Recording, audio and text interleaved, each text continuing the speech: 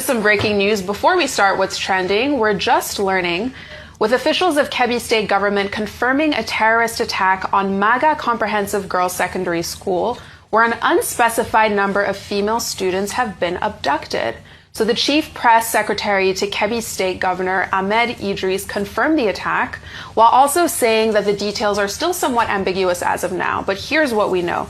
The state Deputy Governor Umar Tafida has led a team of government officials to the scene of the crime, while sources report that a staff of the school was killed and some even sustained different injuries as the terrorists got into the school and shot sporadically. So we'll definitely follow that story. Speaking of security or insecurity, let's head over to Katsina State now, where shocking new footage appears to show a number of armed bandits on motorcycles and bicycles storming the Kankia local government area of the state.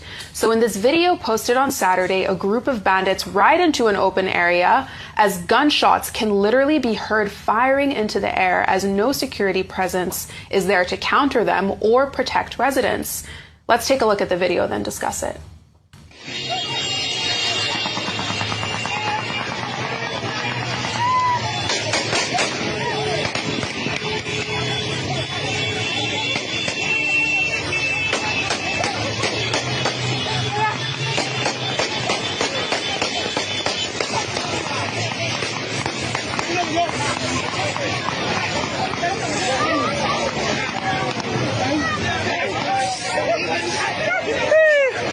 We're seeing that video as new photos were also released on social media as evidence of a peace deal struck between bandit groups and community stakeholders in that local government area, as well as two others.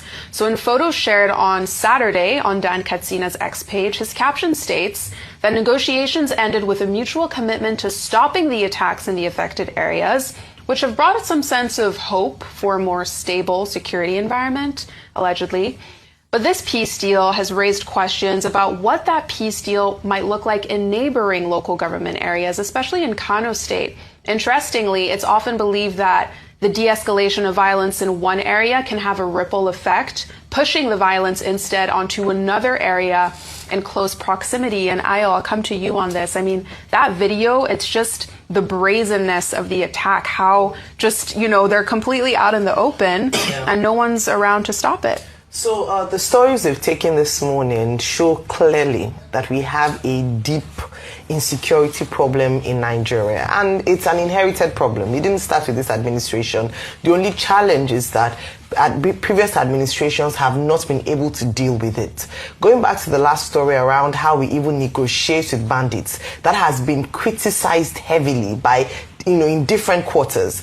If you're talking about, you say, well, we negotiated with, or we gave amnesty to people like Niger Delta militants and all that. These people had an ideology. There was a cause for their violence. What is the ideology of the bandits? That they are criminals?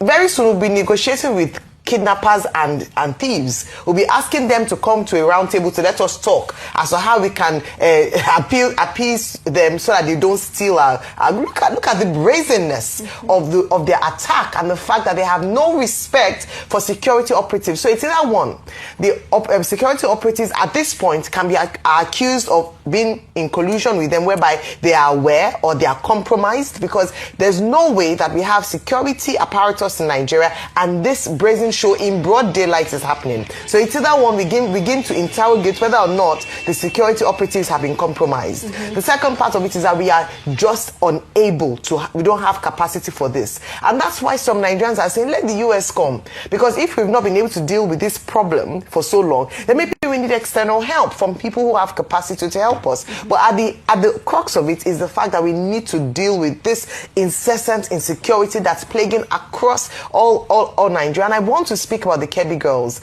It is sad that despite all the campaigns that have happened, we've talked about other kidnappings that have happened in the past, and now when we're really talking insecurities on the front burner, it's almost a slap on the face of the government to see in the Northwest another case of kidnapping in a school. We've had the Safe School Initiative. What happened to that? We've had interventions following following kidnappings, what happened to that? It means that the government is admitting through this incident that they are unable to tackle the situation. And that's one of the primary responsibilities of government, to ensure security of lives and property.